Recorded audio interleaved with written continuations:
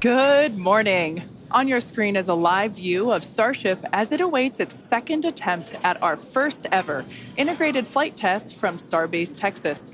If all goes well, we hope to see our Starship spacecraft and Super Heavy booster, which we collectively call Starship, lift off together for the first time in exactly 33 minutes from now. Thanks for tuning in. I'm Kate Tice, Quality Systems Engineering Manager here at SpaceX headquarters in Hawthorne, California. And I'm Shiva Bharadwaj, a space operations engineer here at SpaceX. Now, if you've been following along, you'll know that we stood down from our initial launch attempt on Monday, and that was due to a frozen pressurization valve on the Super Heavy booster. SpaceX teams investigated the issue and determined that this valve had some moisture in it, which caused the valve to freeze up when we were loading super chilled liquid oxygen into the booster. Now, these valves are super important because we actually need a pressurant to go back into the tank as we consume propellant, and we actually use a pressurant that comes from the Raptor engines. It's heated down there and then put back in the tank. And so a frozen valve there would be a problem during the launch. Yeah, and that's important. You can think of it like drinking out of a thin plastic water bottle. If you're chugging that water, it crinkles if you don't let air back into it. So we use that hot exhaust gas from the Raptor engines to refill that consumed volume as propellant is depleted. So it was a great find by the countdown, and that's why we have a countdown, is to allow us to find those issues prior to liftoff. So all of that being said, our teams learned a lot over the last 48 hours, and we are ready to give it another go. As many of you know, Starship is the latest and largest vehicle developed to date by SpaceX. It will be the world's most powerful launch vehicle once fully developed and have twice the thrust of the Saturn V rocket. But the key breakthrough with Starship is that it will be fully reusable and capable of carrying up to 150 metric tons of payload to orbit in a reusable configuration and up to 250 metric tons when expendable. Now, for context, Falcon 9 is only partially reusable. We recovered the largest part of the rocket, that's called the first stage, but we don't recover the second stage. And Falcon 9's heaviest payload to date is just over 17 metric tons. So 150 to 250 metric tons on Starship is an order of magnitude greater in terms of the payload capacity. Now, for today's test, we will be the first of many as we work towards transitioning Starship from a developmental into an operational program. And the primary objective today is to gather as much data as we can around the fully integrated vehicle. Now, while we have flown the Starship spacecraft in the past, it is going to be the first attempt of Super Heavy and the first opportunity for us to validate how the two vehicles operate together. We are so excited for this. The purposes for today's flight, we will consider any data received that helps inform and improve future builds of Starship as a success. From a milestone standpoint, our main goal is to clear the pad. Every milestone beyond that is a bonus. The further we fly, the more data we can collect. Now, if it does all go well, then we'll expect the Super Heavy to light up its 33 Raptor engines at the base of the vehicle and lift off, clear the pad away down from Starbase, in Starbase, Texas, and then it'll go into ascent. About 3 minutes into its ascent, we're going to expect to see Super Heavy separate from the Starship. It'll perform a flip maneuver, and then it'll execute a boost back burn, and we're going to be targeting a hard landing in the Gulf of Mexico. And while that's happening, we hope to see Starship's 6 second-stage engines ignite and watch as Starship coasts for about an hour at altitudes ranging between 150 and 250 kilometers before re-entering Earth's atmosphere and make its own hard landing in the Pacific Ocean about 250-ish kilometers offshore. Now, we are not really expecting many camera views after separation. That is to say, if we even make it that far. But we do promise that whatever views we do have, we will bring them to you live. Yep. We have a couple of ground stations along the way. So if we are able to get good telemetry, assuming we make it that far into the ascent, then of course those will be available on the stream. And also worth mentioning today, like the whole just getting the vehicle off the pad is a complex endeavor. We are going to be trying to reduce complexity by attempting those hard water landings instead of trying a normal landing like you're used to on Falcon 9. Exactly. We are not attempting to recover these vehicles. So, yeah, hard landings in store for both. Now, in a little bit, we'll take a closer look at the vehicle and the launch pad. But first, the teams have been doing a tremendous amount of work over the last few months. In fact, there's a great shot of our Hawthorne team up here bright and early to watch the launch. Teams have been prepping really for the last few days, especially to try to get in today's launch attempt.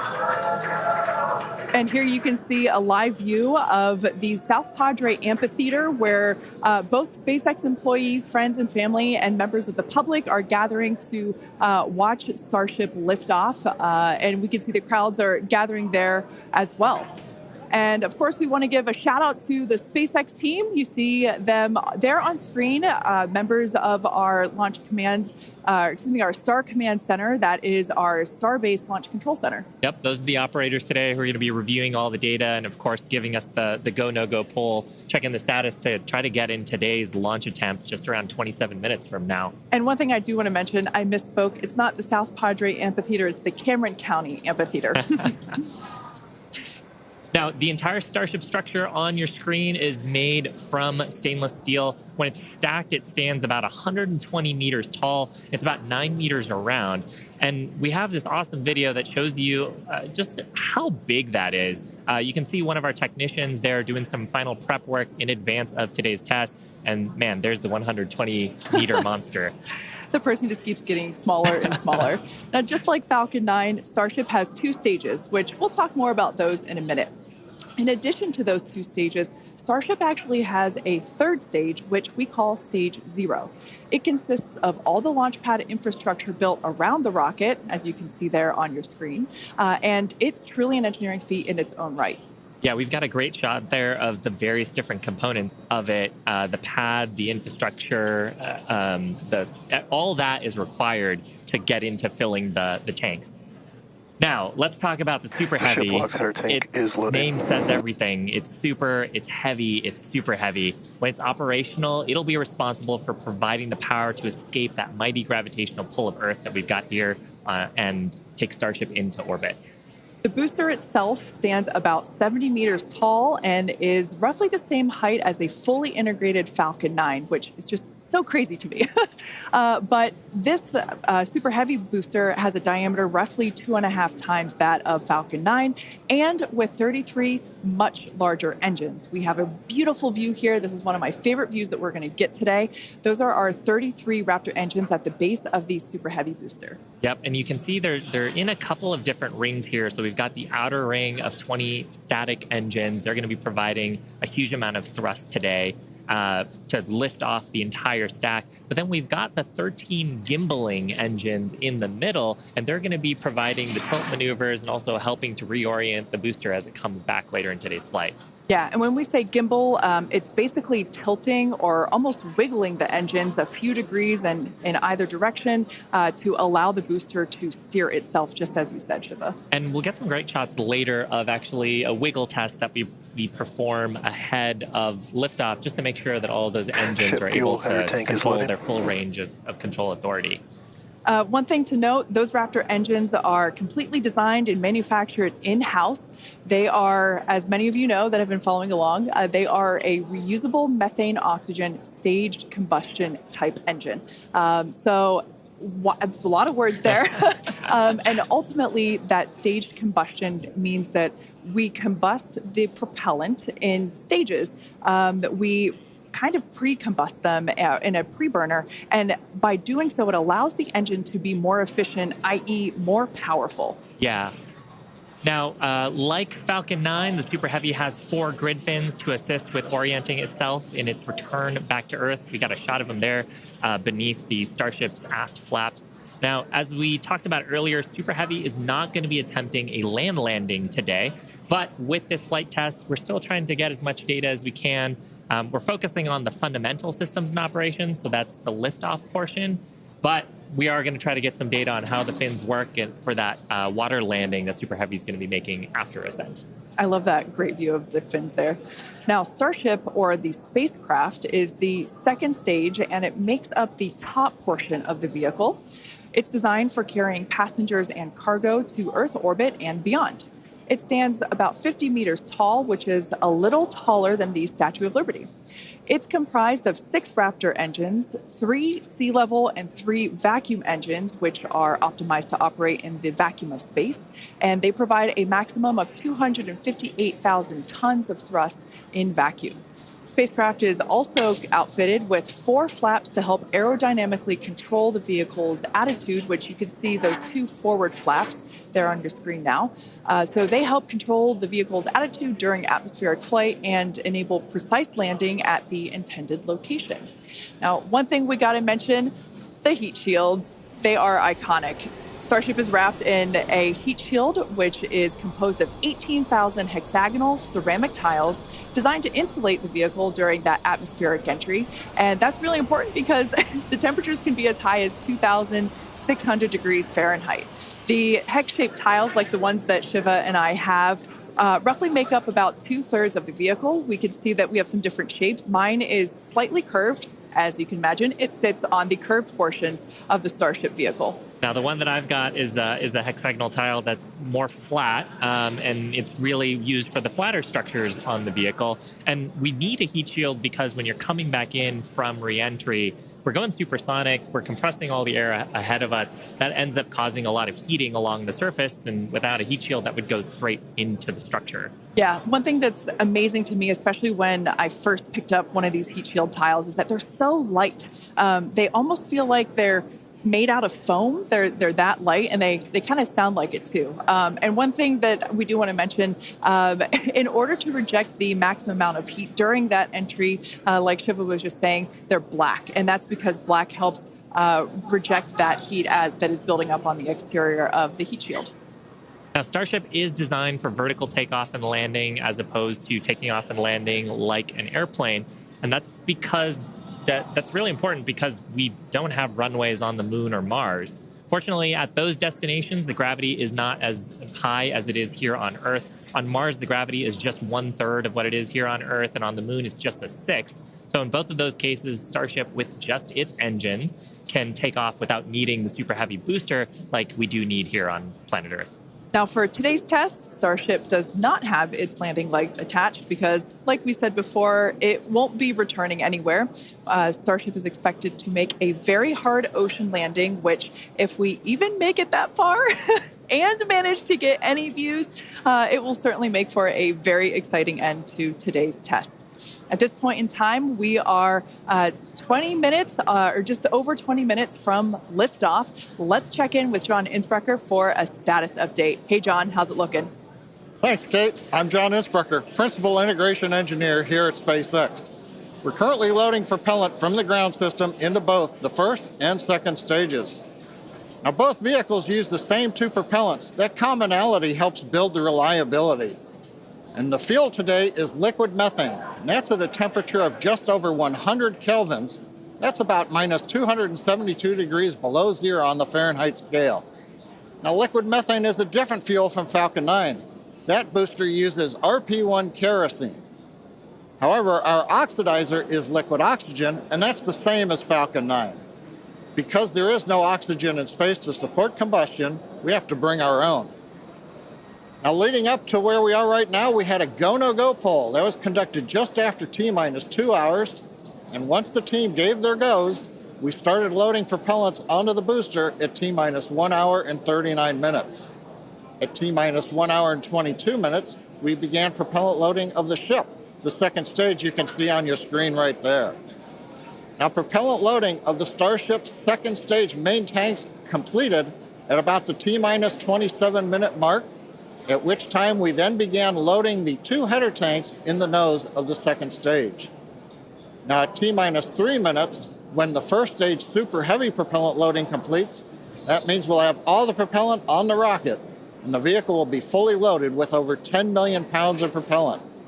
Now, right now, at T-minus 19 minutes and counting from liftoff, the weather and winds are looking good. We have been watching the ground level winds. They're at 18 miles an hour. as the morning continues, they will increase, but that is below our limits right now. We're also looking at upper altitude winds. We're waiting for one more balloon, but we believe that we're going to be go. On the launch vehicle itself, the teams, the good news, they're not working any issues right now. But if for some reason we do not make our test flight today, if we have to hold, we have a backup launch window. However, we're not sure when it would be. It could be 24 or 48 hours after today. It'll depend on how far we get into the countdown. But right now, heading for a T0 at 8:28 Central, 13:28 Universal Time. Kate, everything is looking good. Awesome news. Now, in order to make life multiplanetary, we need a fully reusable vehicle that's capable of carrying a huge amount of cargo and a lot of people to orbit and have a pretty quick turnaround. The idea is to effectively reuse launch vehicles just like airplanes. Yeah, imagine if you had to wait for a new airplane to be constructed every time you wanted to fly. You'd rarely go anywhere, and for most of us, it would be completely unaffordable. In order for us to get to Mars and back with lots of people, lots of cargo, multiple times, reusability really is a must.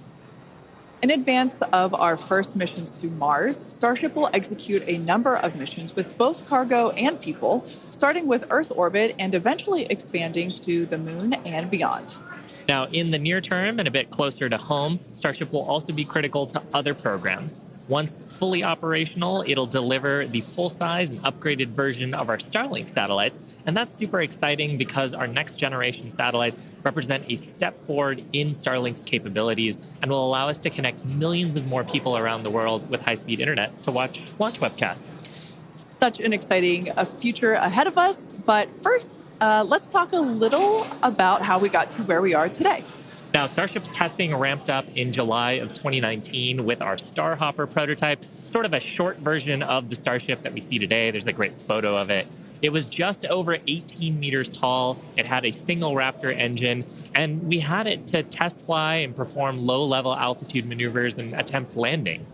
The initial test flight, or hop, reached about 20 meters in altitude. That was followed by the one that you've got on your screen here. This was our 150-meter altitude hop. We went up, took a little jaunt away, about 100 meters or so away from the launch pad, used that Raptor engine to fly and actually land. And actually, this hopper is actually down at Starbase now. Yeah, I love this shot. It's just so fun to see it fly. After a series of 150-meter hop tests with earlier prototypes, the Starship program saw a major breakthrough during a test flight of the vehicle known as serial number 8, or SN8. You can see it there on your screen now. In December 2020, SN8 demonstrated a first-of-its-kind controlled aerodynamic descent and landing flip maneuver. 2 words, belly flop. The SN8 prototype rose to an altitude of 12.5 kilometers or 7.8 miles and conducted a belly flop maneuver, which you see there, during its descent. While it didn't stick the landing, the test was a major milestone in the development of Starship. In fact, we should be able to see that unfortunately failed landing. Boom. It was fun to watch, though. Rapid unscheduled disassembly, but learned a lot of data. Now, the testing continued on to prototype serial number 9. It took a 10-kilometer flight. That's about 6.2 miles up. In February of 2021, we had a nominal ascent. We executed the engine cutoffs once we got to the top of the altitude window. We did that belly flop maneuver, which is so much more fun to say than controlled descent, aerodynamic maneuver. That was all stable, but unfortunately, we had a dramatic end on this flight as well. We had a failure on one of the engines that resulted in another pretty large fireball. But what was really cool about both of those flights was how much we learned just between serial numbers 8 and 9 and how quickly we were able to achieve our primary objectives in those 2 flights. In addition to that, we got so much data that demonstrated control of the vehicle in that subsonic regime. Ultimately, we performed 9 Starship high-altitude test flights in total. And then, as you see on your screen there, in May of 2021, SN15 launched from Starbase, reached an altitude of about 10 kilometers, performed a number of maneuvers, and safely returned to the launch site. This was the first Starship prototype to fly, control its descent, safely land, and be recovered in one piece. And people were cheering like crazy I was after one of that them. test flight. Now, having achieved those successes in our suborbital campaign, one of the next big challenges is for the upper stage when it comes to reusability and surviving the hypersonic, really high heating phase of entry. Combined with the later ability to refill Starship's tank with propellants, the fuel and oxygen, while we're on orbit, that will enable us to have a fully reusable transportation system that's designed to carry both crew and cargo on long duration missions, interplanetary flights, and will help humanity get to the moon, travel to Mars, and beyond in our solar system. This is all just basically our path of progress, basically an iteration on each vehicle. And that iterative process is a core part of how we work here at SpaceX. We like to test early and often, publicly as well in our case, and that's both for hardware and software. And while it doesn't always go as expected, we learn so much from it, and it informs our next attempt. Yeah, we learn a lot from actually putting the vehicle through flight-like tests. Even the test on Monday gave us an opportunity to learn more about the vehicle into today's launch attempt, and so far things are looking really good. Now, we are continuing into our countdown. We're about T-minus 12 minutes to go. I think it's a perfect time for another check-in with John Insparker. How's it going, John? Well, Shiva, the good news is that the nets are quiet. The teams are currently working. No significant launch vehicle issues. You can see the T clock there on your screen, T-minus 12 minutes, 10 seconds, and counting. Propellant loading is continuing on both the Super Heavy and the ship stages. You can see the graphic on the left-hand side of the screen. Most recently, we began loading liquid oxygen and liquid methane fuel into the header tanks on Starship. Those are two small tanks just underneath the nose of the second stage. Now that started at T-minus 27 minutes. That'll be wrapping up at about T-minus 9 minutes. Now the Starship second stage main fuel and LOX tanks are loaded for flight right now. The Super Heavy first stage booster propellant loading is continuing, and that'll go till about T-minus 3 minutes. We're underway with engine chill as we get ready for T0, and we're also configuring the launch pad for liftoff. The booster hold downs have been unlatched. They'll be ready to retract at liftoff, and the second stage quick disconnect is beginning its configuration for release. The methane and liquid oxygen propellants currently going to the second stage go through that quick disconnect. That's that arm that reaches out from the tower to the base of the second stage. The SpaceX team continues to check in with the Coast Guard. Good news is we've not heard any reports of boats in the safety perimeter as the launch vehicle heads out over the Gulf of Mexico. So right now, T-minus 10 minutes, 40 seconds, and counting. Everything continues to go well for an on-time launch.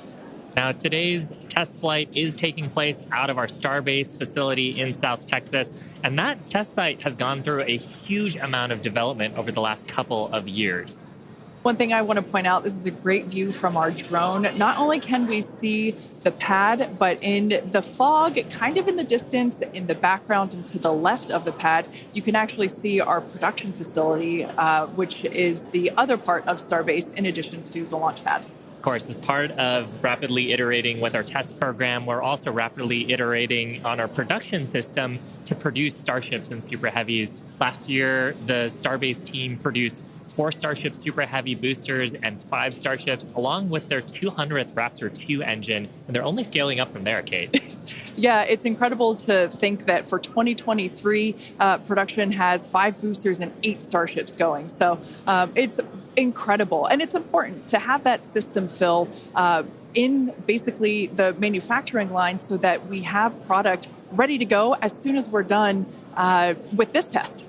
Yeah, exactly. And ultimately, I mean, we talked about how Starship is an order of magnitude more payload to orbit. But if you're going to go set up a base on the moon or Mars, you're going to need thousands of metric tons of propellants. And so you're going to need a fleet of vehicles that's capable of doing that. Yeah, one thing to note, Starbase directly employs more than 1,800 employees. It's the largest employer in the area, in fact. And we're very thankful to Cameron County for being so supportive. This is a view from the Cameron County Amphitheater, and it there's a crowd there, and you could tell by the energy here in Hawthorne as well that everyone's getting really exciting. I feel my own heart rate going up and up. I know. It must be really, really exciting to go see this. And I mean, just the sheer amount of power on Starship, you're going to feel it down there when this thing lifts off from the pad. We've actually got a great shot here of the natural surroundings around the pad. Oddly enough, most of the pads end up being around sort of wild locations like this. But coming up on T-minus 8 minutes, I think it's another good time for check-in with John. Thank you, Shiva. T-minus just over 8 minutes to the first test flight of Starship. Currently, we are pressurizing second stage. We are also closing out liquid oxygen and fuel header loads on the second stage. We're also getting ready for propellant load tank pressurization on the first stage. In fact, we are just now closing out header tank load on the second stage. Now with the header tanks loaded and closed out, that means we're down to just the first stage to finish loading. That'll finish about T-minus 3 minutes. And at that point, when both stages are loaded, we will have the 10 million pounds of liquid propellant on board. Now in the next few minutes, the guidance system will begin its final alignment for flight during a quiet period when the rocket's not doing anything. The automated flight termination system will be armed, and a final TVC checkout will be performed. Those are the engine wiggles, and hopefully we'll be able to see that with the cameras underneath the vehicle and maybe even the second stage engines. And there's a view looking underneath the Super Heavy first stage with the 33 Raptor engines. Now a reminder as we continue counting down, if we do need to hold, the point where we hold the clock would be at T-minus 40 seconds. We can pause there. Typically in the past, if we need a little bit more time to finish final checkouts or do some pressurization of the onboard storage tanks, that's where we would hold. But currently we're not hearing a need to hold, so at 6 minutes, 27 seconds, everything looks good. And of course, Kate, Shiva, as we get close, we're going to get into the engine ignition sequence of 33 Raptors, and that's going to be something new for everybody. I cannot wait for that moment. So for those of you that are familiar with how we launch Falcon 9 rockets, you probably know that we light all 9 of those first stage Merlin 1D engines all at once. It's pretty different than what we do, or what we're attempting to do today. We're actually going to be igniting those 33 engines in banks or clusters, and that sequence starts at T-minus 6 seconds. Yeah, and the ignition sequence is a little bit different, both in terms of the timing and also the ignition method. So on Falcon 9, we use a chemical called T-Tab. It's a pyrophoric material, so that means when you mix the two together, it produces a flame that kicks off that green characteristic spark on Falcon 9 missions. But actually on Starship, we use electrical ignition systems. Many of those are integrated on the ground system here. And the electrical ignition, we start lighting the banks at T-minus 6 seconds, and then over the next 4 seconds, the 3 sets of banks will ignite and eventually bring the booster up to a thrust to weight greater than 1 and hopefully ascent. Super exciting. Like we said, pretty different from our Falcon 9 launches, and so this will be the first time that any of us have gotten to see this type of integrated test flight with both the Starship and the Super Heavy booster. Everyone cheering as we get into T-minus 5 minutes. We want to remind everyone that success today is anything. Yeah, it looks fun down there. I kind of want to go join them. For today, success is anything that we learn that helps improve the future builds of Starship. If we lift off and clear the pad, we're calling that a win. A great shot of the pad there, a great shot of the quick disconnect on the second stage. You can see the frost line on the booster where that methane is fully topped up. I think we're just coming up on the last few minutes here of propellant fill on the booster. Now that quick disconnect is going to separate away as we actually get into the ignition sequence, but it's providing electrical connections now and also providing the propellants that we're loading into the vehicle. Yeah. We're just now under 4 minutes until liftoff of the Starship flight test. We've been following along for what honestly seems like days and days now, but really it kind of comes down to years. It has been a long time to get to where we are today. Now, fast forwarding a little bit, we have the opportunity to hold, if necessary, at 40 seconds, and we are able to hold there for about 15 minutes or up to 15 minutes and still be able to lift off. Yeah, and that's a little bit different from Falcon for the propellant sequence on Falcon that we don't have the opportunity to hold. So that's a cool new capability on Starship. Yep. Right now, T-minus 3 minutes, 10 seconds and counting. We got some great views from the drone. It's nice that the fog is slowly lifting. We get some of the blue skies, hopefully good views. What we're waiting for right now is closeout of propellant loading on the first stage. That should be wrapping up here shortly. In fact, it looks like fuel fill and drain valves are coming closed. That means first stage is fully loaded, second stage fully loaded, and that 10 million pounds of propellant on board the Starship launch vehicle. I want to take a quick moment to say that the crowd energy here is electric. I feel like it's Falcon Heavy test demo all over again. And hopefully you'll hear us as we get into the plus count. But right now, next activity is coming up. The flight termination system arms at T-minus 2 minutes. Thrust vector control checkouts at T-minus 2 minutes. And then after that, major activity will be the T-minus 40-second gate. There's a view looking up at the 33 Raptor engines. There are 20 engines in a circle on the outside, and as Shiva said earlier, 13 engines on the center. Those are the ones that gimbal and steer the vehicle.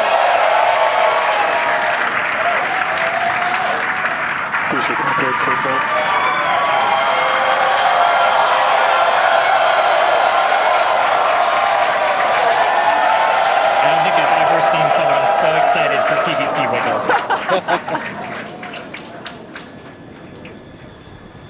Love this view. These are the 33 Raptor engines at the base of the Super Heavy booster. I think we can see those wiggles now. We're currently inside 90 seconds. Next major activity, T-minus 40 seconds. That is a gate, a decision point. We're waiting. Possibility the propulsion team may need a few minutes. Flight termination system is armed for flight. We're getting ready for T-minus 1 minute and counting. No,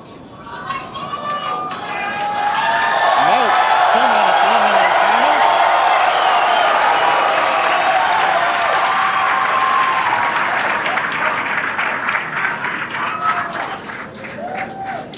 Next, we'll see as we get past T-minus 40 seconds for final checks of the vehicle.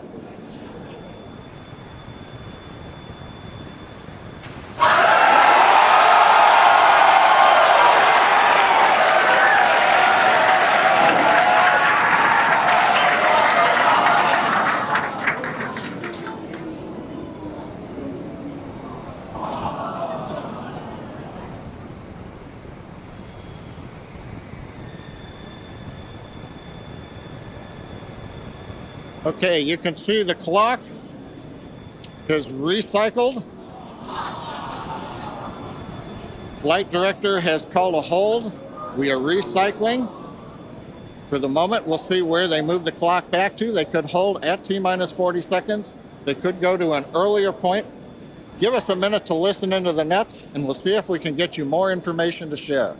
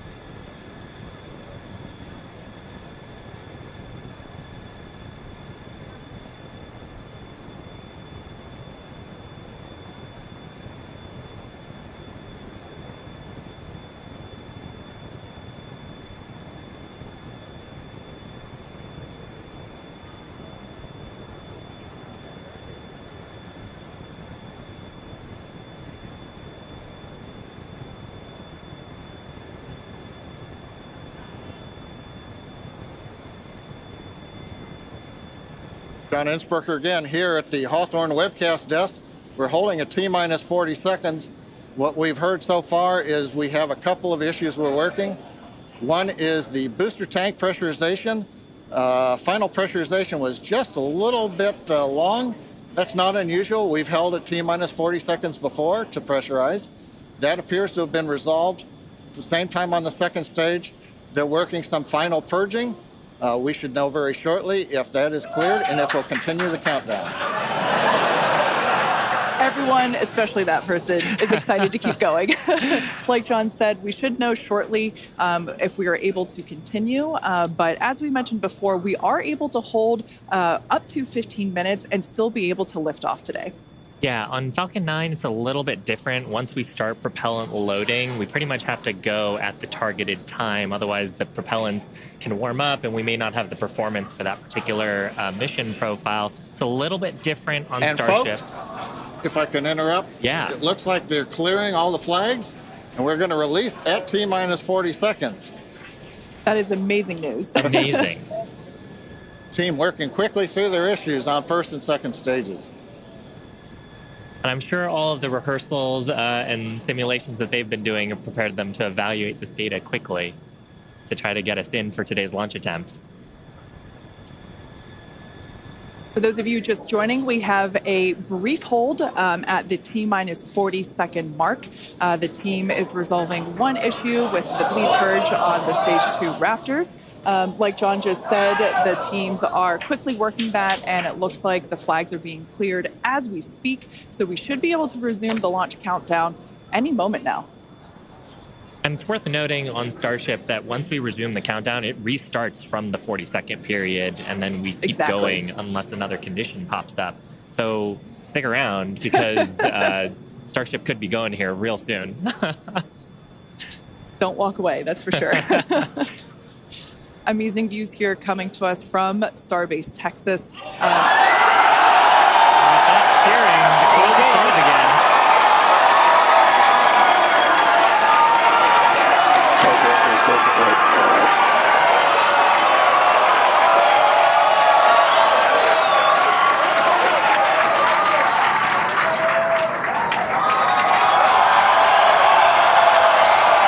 T-minus 15 seconds. 10, 9, 8, 7, 6, 5, 3,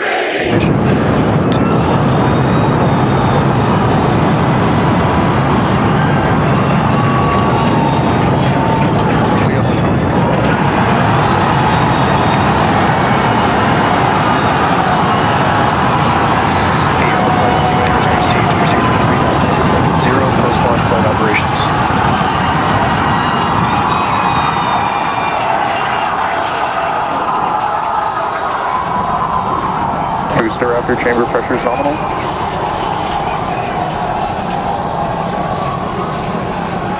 T-plus 33 seconds into the test flight of the inaugural Starship vehicle. Tower cleared, we're into pitch over. Propulsion reports first stage engines nominal.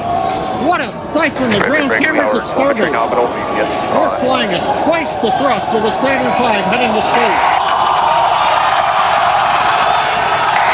Authorization signal, surface proceed. We're throttled down and throttled back up.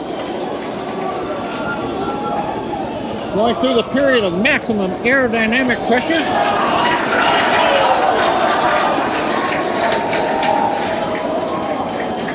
As the velocity increases, the density of the atmosphere is decreasing. Max Q. Lessening stress on the vehicle. The call out, max Q now.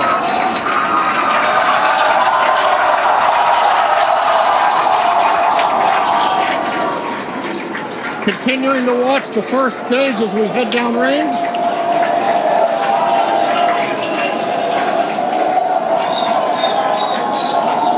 "100 seconds into flight. Our next major activity is going to be shutdown of the first stage. Houston tracking station now acquiring the vehicle. With shutdown, we will get separation of Starship and Super Heavy and ignition of the Starship engines. When Starship separates, we light up 6 engines in a staggered sequence. If all goes well, those 6 engines will burn for almost 6.5 minutes. Onboard view from Starship. And there's views of the Raptor engines on the second stage as we prepare for stage separation. Now, after stage separation, the first stage will flip and begin a boost back maneuver for landing in the Gulf.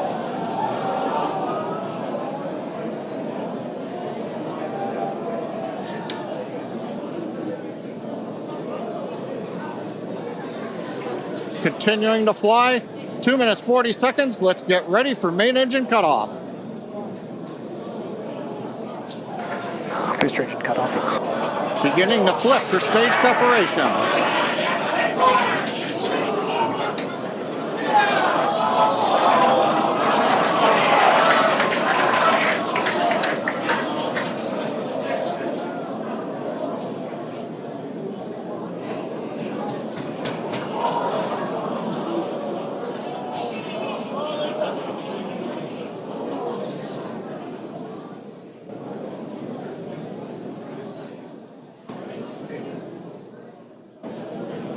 As of right now, we are awaiting stage separation, where Starship should separate from the Super Heavy booster. Yeah, Kate, right now it looks like we saw the start of the flip, but obviously we're seeing from the ground cameras the entire Starship stack continuing to rotate. We should have had separation by now. Obviously, this is does not appear to be a nominal situation. Yeah, it does appear to be spinning, but I do want to remind everyone that everything after clearing the tower was icing on the cake. And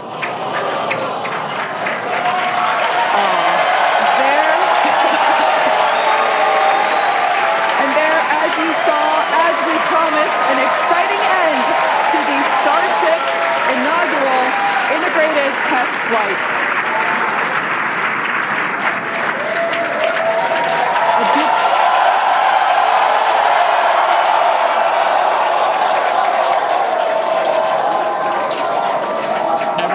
Absolutely pumped to clear the pad and make it this far into the test flight, the first integrated flight of the booster and the Starship vehicle. Live view there of our control center at Starbase, which we refer to as Star Command. As we said before, obviously we wanted to make it all the way through, but to get this far, honestly, is amazing. Well, if you're just joining us, Starship just experienced what we call a rapid unscheduled disassembly, or a RUD, during ascent. But now this was a development test. This is the first test flight of Starship, and the goal was to gather the data, and as we said, clear the pad and get ready to go again. So you never know exactly what's going to happen, but as we promised, excitement is guaranteed. And Starship gave us a rather spectacular end to what was truly an incredible test thus far. Now, as we mentioned at the start of today's program, any and all the data that we collected during the test is going to help us with further development of Starship, and it's going to improve the vehicle's reliability as SpaceX seeks to make life multiplanetary. It's really worth noting that the flight path was designed to be over water and all the air and sea space. Along with that flight path and those surrounding areas were cleared in advance of the test. And of course, we're going to be coordinating with local authorities for the recovery operations. But honestly, what an exciting morning. Oh my gosh. We had a successful liftoff from Starbase, Texas at 8:28 a.m. Central Time. We cleared the tower, which honestly was our only hope. We cleared the tower, and all the data that we collected all the way through all those Raptor, those 33, although I think we saw that 3 Raptor engines were out. But we got all that data, and we got so far as to hoping to see the Starship, the second stage, separate from the first stage, the Super Heavy booster. And unfortunately, we didn't make that happen, but that's okay. It was the first integrated launch, and honestly, today was amazing. Absolutely incredible day. We made it through a number of those initial test objectives with getting booster ascent, getting all the way through the countdown, working some issues at the end. Like, totally really fantastic day. Got through the gate at T-minus 40 seconds on the second try. everything released, the hold downs, the quick disconnect arms, everything moves out of the way. And then we got the vehicle off of the pad, through max Q, all the way up to stage separation, even starting into the prep for stage sep. And then, as we say, a lot of excitement. Yep. Honestly, my face has had a smile on it since liftoff, and now my face hurts. Now, since we don't have any insights on the cause of our rapid unscheduled disassembly at this point, we're going to end our webcast here. Teams will continue to review the data and work toward our next flight test. But before we go, a big congrats to the entire SpaceX team on an exciting first integrated flight test of Starship. And of course, a shout out to our viewers. We appreciate you joining us. And as always, we thank you for your interest in Starship, SpaceX, and your ongoing support. Till next time.